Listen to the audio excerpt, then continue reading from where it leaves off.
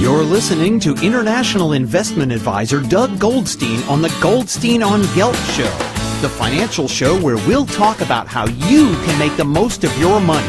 With all the confusing financial chatter bombarding you each and every day, Goldstein on Gelt will give you the practical information you want and need about living a financially stable life. Here's your host, money maven Doug Goldstein. Okay, we are back. I'm very happy to have on the Goldstein on Gelt show Jeremy Hess, who's the Marketing and Business Development Manager at ISRA Transfer. Jeremy, it's a real pleasure to have you. Thanks so much, Doug. I really appreciate it. So you guys are in the business of transferring money, and there's so many different ways that people can move currency from one country to the next. Could you talk about some of the choices and what are the pros and cons? Absolutely. Well, in general, you have about three ways. Is usually $40, let's say, for the United States. And then the Israeli side is going to charge you for receiving the money, and they're going to charge you for converting the money, etc. The second way you can send money over is actually with a check. You can actually write a U.S. check in Israel. Mm-hmm. You can go ahead and cash that at your local change place. And the main, the pros there are really that it's very simple to use. You have your checks, you just write one, go ahead and give it to them, and you get your cash up front.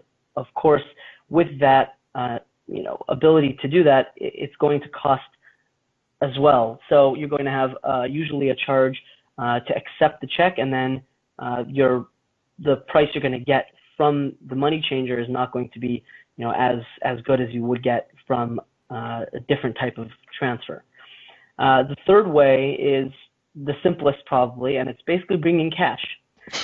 Now, suitcases full of cash. Exactly. So if you wanted to bring a suitcase of cash, which is, probably not the safest thing to do, you can definitely do that, and you can go to your local money changer and change it just like that. Of course, security can be an issue. You're worried you might lose the money or something like that. So those are basically the three main methods for transferring money. Of course, you have your online methods if you want. If you use a PayPal type of thing, you can also use Western Union type of transferring as well. And of course, those have their own pros and cons as well. Okay, so let's leave the cash option off the table for now, because I think we're not going to look at that. But let's talk about the difference between wiring and writing a check. It seems that, let's say, for example, you live in Israel and you want to buy a house. You're not going to go to your local change place and write them a check for $500,000 and walk away with all those shekels. So that then also doesn't really become an option for big purchases. Correct. Checks are definitely mostly used these days for the smaller payments. A lot of people on fixed income in the United States who are retired, for example, they get their checks in the U.S., so they get their money into their bank account in the U.S., $2,000, $3,000 a month from their Social Security, for example, and they'll simply write that $2,000 or $3,000 check, give it to their local change place, and get the money up front there. You know what I've seen happen a lot with that in particular? Several years ago, the U.S. Social Security set up a system where people living in Israel could have their Social Security payments directly deposited in shekels into their Israeli bank account. Is that a good idea? It sounds like it would be. I'm not as familiar with that process. It seems like it's something that could definitely be a possibility, a good option if you can. My guess is that if they're working with a bank, whatever bank they're working with, they're probably going to be charging you a little bit more than you would otherwise be charged if you brought a check into Israel and gave it to your local change place. So I'm not as familiar with that, but it sounds like a pretty safe option, of course. Mm-hmm. My day job is that I'm a financial advisor. I work with people mostly in Israel who keep their brokerage accounts in the States. So we're regularly dealing with this question of how do you get your money from your investment account in the States to Israel, and that's one that we've discovered. The issue of transferring money by wire, which I just want to touch on something you said before, is you said sometimes it takes time. Why does it take time? Shouldn't it all happen at the speed of light? I would definitely agree with that sentiment. Of course, we want our money right away, and if we're being honest, if you look at it from the bank's perspective, it really is a touch of a button. So as soon as you want to transfer money, the bank really can just click on their computer, and at the receiving bank, they have a notification that there's money ready to go. There are certain things in the back end of the bank that do cause this to take some time.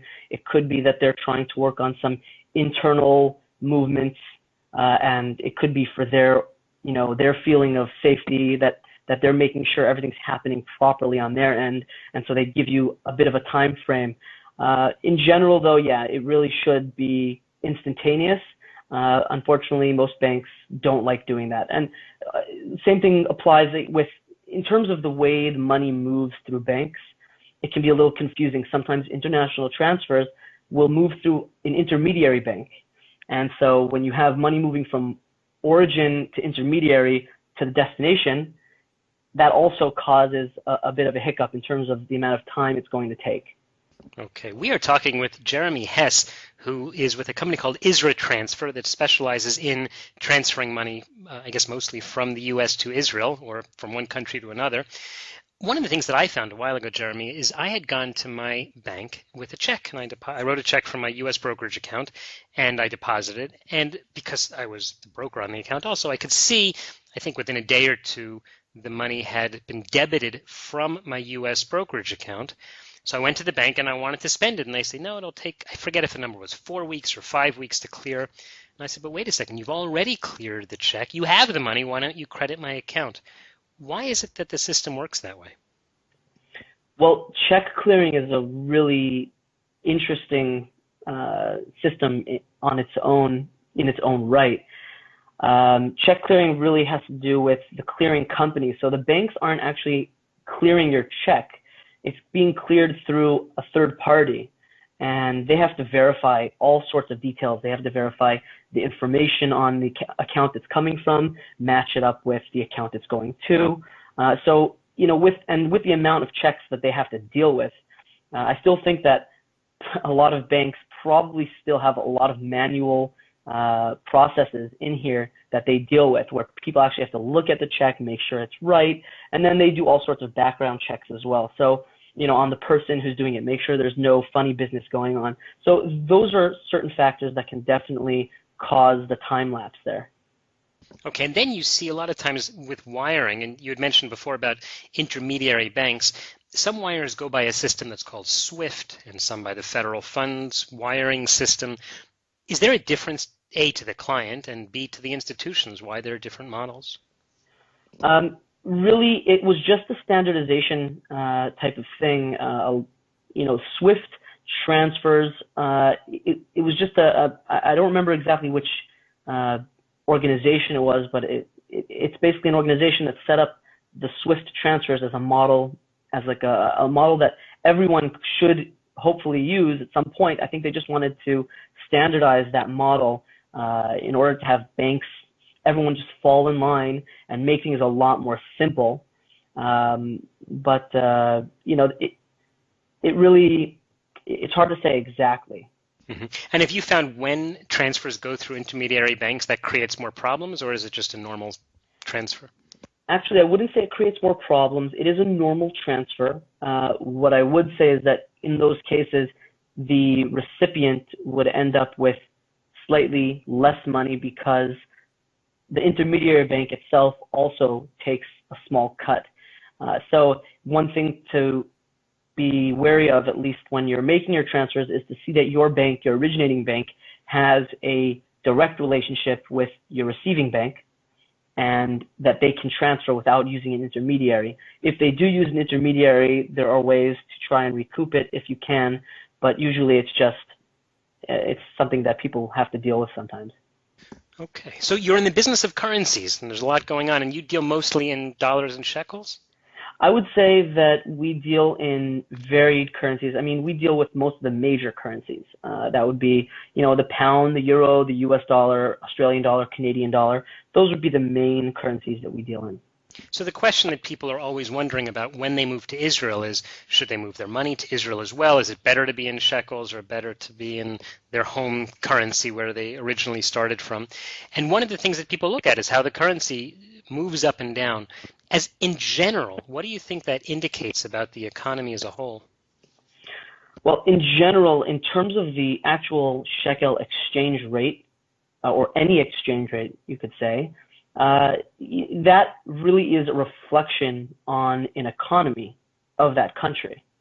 So, for example, we're talking about the shekel. We live in Israel, so right now, for example, the shekel rate being slightly lower versus other currencies, in general, it really shows that the Israeli economy is quite healthy. There's a startup economy in Israel that's attributed to this. There's the gas fields, for example, that we just recently started pumping from the Tamar gas field, natural gas field. And on top of that, you have the other economies outside of Israel that are just kind of deflating. And so all those are causing the shekel right now, for example, to be quite strong. Mm-hmm. So as this shekel strengthens, of course, it does make it a little more difficult for Israel to export what it creates. Correct. And that's one of the reasons why you may have the Bank of Israel jump in and start buying loads and loads of US dollars because they need to effectively keep the rate at a stable enough level to keep everyone happy.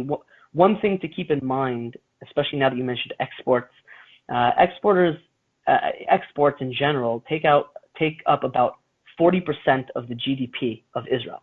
Mm-hmm. And that's quite a big chunk. Yeah, and if that rate if the rate of the shekel dollar, for example, is really low, those buyers in the US are not going to either purchase as much. They may stop purchasing altogether from Israeli exporters because now they just can't afford it. Their dollar is weakened compared to what the shekel is at. And if they can't pay for their goods anymore, if they can't afford to pay for their goods, they have to cut contracts. And that overall could have a negative impact on the Israeli economy. All right. Gets to be very complicated. Jeremy, we're just about out of time. We've been talking to Jeremy Hess from Isra Transfer. In the last few seconds, just tell me, how can people follow you and your company? Sure. Well, first of all, they can go to www.isratransfer.com. They also have, we have a blog there as well, the Shekel Exchange blog, we call it. And we recently had you there, an interview that we had together that we did by email. And people can go check out our interview as well. And if anybody has any questions, they're welcome to email us at info@isratransfer.com. And we're also happy to take any calls. Okay. Jeremy Hess, thanks so much for your time. Thank you, Doug. I appreciate it. You've been listening to the Goldstein on Gelt Show with money maven Doug Goldstein. Doug's weekly radio show is heard around the world, but if you miss it, you can download the podcast at www.goldsteinongelt.com. The Goldstein on Gelt Show gives you up-to-date financial ideas so you can get on the path to financial freedom. If you'd like your questions answered on the air or off, send Doug an email to doug@profile-financial.com. It's your money for your future, so join Doug every week to build your wealth on the Goldstein on Gelt Show.